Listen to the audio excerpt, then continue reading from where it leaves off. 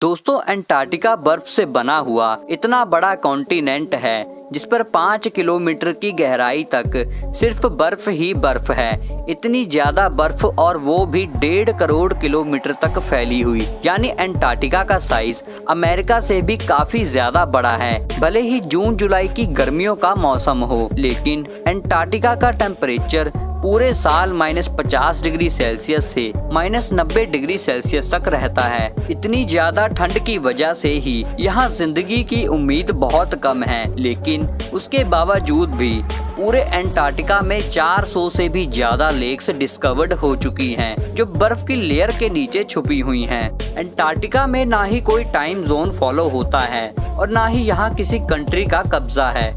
पूरे अंटार्कटिका में सिर्फ 2 ATM मशीन्स लगी हुई हैं। कई लोगों का मानना है कि अंटार्कटिका के बर्फ के नीचे कई राज दफन हैं। कुछ का तो ये भी मानना है कि बर्फ से ढके हुए इस मिस्टीरियस कॉन्टिनेंट के नीचे एक अलग ही दुनिया बसती है, जहां एलियंस का राज है। लेकिन रिसर्चर्स और आर्कियोलॉजिस्ट इस मिस्टीरियस कॉन्टिनेंट के सभी राजों का पर्दाफाश करने के लिए दिन रात मेहनत कर रहे हैं। इन्होंने यहाँ चंद ऐसी चीजें भी तलाश की हैं जिनको देखकर साइंस भी हैरान रह जाती है। और आज आप देखेंगे अंटार्कटिका की बर्फ से मिलने वाली चंद हैरत अंगेज चीजें। तो आइए शुरू करते हैं। नंबर 8, 2009 में एक डिस्कवरी ने रिसर्चर्स के रोंगटे खड़े कर दिए, जब अंटार्कटिका की बर्फ के अंदर से एक बिल्ली का ढांचा मिला। लेकिन इसमें हैरान करने वाली बात ये नहीं थी कि ये ढांचा बिल्ली का है, बल्कि हैरान करने वाली बात ये थी कि ये जिस बिल्ली का ढांचा था वो कोई आम बिल्ली नहीं, बल्कि अंडे देने वाली बिल्ली थी। जब रिसर्च लैब में इस बिल्ली के ढांचे पर बारीकी से रिसर्च की गई तो मालूम पड़ा कि ये जानवर कम से कम 2 करोड़ 5 लाख साल पहले धरती पे पाया जाता था। नंबर 7, 2014 में आर्कियोलॉजिस्ट को अंटार्कटिका से बहुत ही हैरान कर देने वाली इंसानी खोपड़ियां मिली। पहली हैरानी की बात तो ये थी कि अंटार्कटिका में ये मिलने वाली पहली इंसानी खोपड़ी थी, और दूसरी हैरानी की बात इन खोपड़ियों की शेप थी। जी हाँ, नॉर्मल खोपड़ियों के मुकाबले ये खोपड़ियाँ काफी अलग दिखती थी, क्योंकि इनके सर जरूरत से भी ज्यादा बाहर निकले हुए थे। साइंटिस्ट का मानना था कि खोपड़ियों की ऐसी शक्ल बचपन से ही अजीब आदतों की वजह से बनती है, और ये आदतें हजारों साल पहले एंशिएंट सिविलाइजेशन में अपनाई जाती थीं। इस तरह की खोपड़ियाँ आर्कियोलॉजिस्ट को इजिप्ट और पेरू से भी मिल चुकी हैं। तभी उनका शक है कि शायद हजारों साल पहले अंटार्कटिका में भी लोग बसते थे, और उनका कुछ ना कुछ रिलेशन एंशिएंट इजिप्ट सिविलाइजेशन से जरूर होगा। नंबर 6, पिछले 50 सालों के दौरान अंटार्कटिका से 10,000 से भी ज्यादा मीटेरॉइड्स मिल चुके हैं। मीटेरॉइड्स ठोस पत्थर के ऐसे टुकड़े होते हैं जिनका ताल्लुक हमारी धरती से नहीं होता, बल्कि वो किसी और धरती से टूट कर आए होते हैं। साइंटिस्ट का मानना है कि यहाँ से मिलने वाले मीटेरॉइड्स में से कई 7 लाख साल से भी ज्यादा पुराने हैं। ऐसे तो ये पता लगाना बहुत ही मुश्किल है कि इन मीटेरॉइड्स का ताल्लुक किन सितारों या प्लैनेट से है, लेकिन 2002 में अंटार्कटिका में गिरने वाला एक छोटा मीटेरॉइड 2050 में डिस्कवर्ड किया गया था, और साइंटिस्ट का ये मानना है कि ये कहीं और से नहीं बल्कि मार्स से टूटकर आया है, क्योंकि इस मीटेरॉइड के अंदर ऐसे बैक्टीरिया थे जो मार्स पर पाए जाते हैं। नंबर 5, अंटार्कटिका में बर्फ की गहराई 5 किलोमीटर डीप है, और ये पूरा कॉन्टिनेंट अमेरिका से भी बहुत बड़ा है। लेकिन साइंटिस्ट को यहाँ से कुछ ऐसे सबूत मिले हैं जिनको देखकर ये अंदाजा लगाया जाता है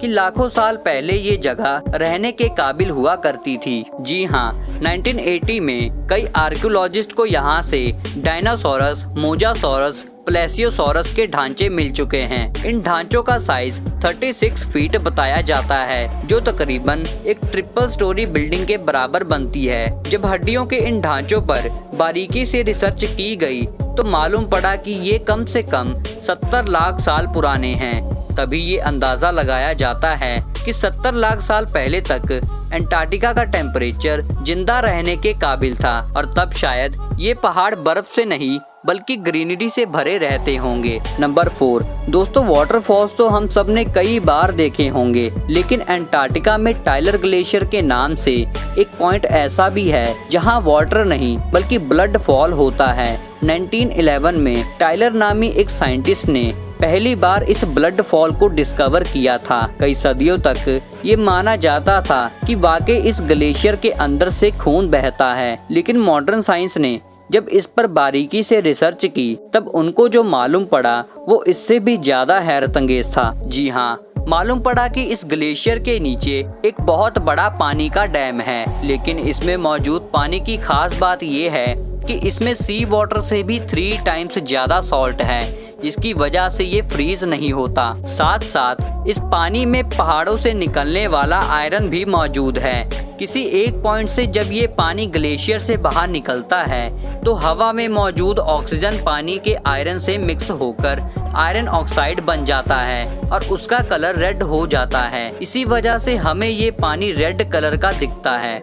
नंबर 3 ब्लड फॉल ग्लेशियर के नीचे मौजूद पानी में साइंटिस्ट को एक और हैरान कर देने वाली चीज मिली। पानी में टोटल 17 टाइप्स के बैक्टीरिया पाए गए, जिनको जिंदा रहने के लिए ऑक्सीजन और सनलाइट की भी जरूरत नहीं होती। एक्सपर्ट्स का ये मानना है कि ये बैक्टीरिया की ऐसी किस्म है जो ऐसे प्लैनेट्स पे पाई जाती है जहाँ पर ऑक्सीजन और सनलाइट का नामो निशान भी नहीं होता।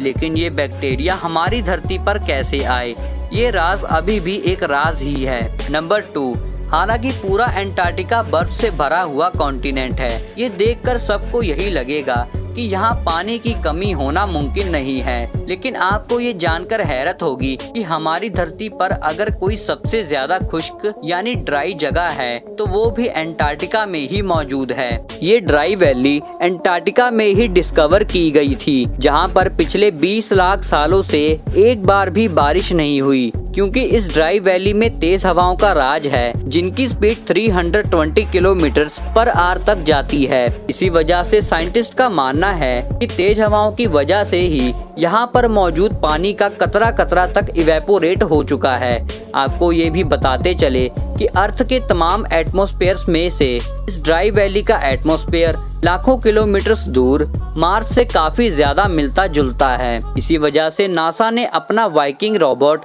मार्स पर भेजने से पहले अंटार्कटिका की ड्राई वैली में ही टेस्ट किया था। और अब नंबर 1 आर्कियोलॉजिस्ट के एक टीम को अंटार्कटिका की बर्फ के अंदर 1100 फीट की गहराई से एक हैरान कर देने वाले जानवर का खौफनाक ढांचा मिला। ये पता लगाने के लिए कि ये ढांचा कौन से जानवर का है, इस पर कई एक्सपेरिमेंट्स किए गए, लेकिन हैरतअंगेज तौर पे इसका स्ट्रक्चर किसी भी जानवर से मैच ना हो सका। इस खौफनाक ढांचे की लंबाई 8 फीट बताई जाती है, जिसकी हड्डियां बॉडी से निकली हुई हैं। कई सालों की मेहनत के बाद भी आज तक ये पता नहीं लगाया जा सका कि ये जानवर कौन सा था और आखिरकार ये इस धरती पर आया कहां से। उम्मीद है आपको ये वीडियो अच्छी लगी होगी। ऐसे ही और वीडियोस के लिए चैनल को सब्सक्राइब जरूर करें।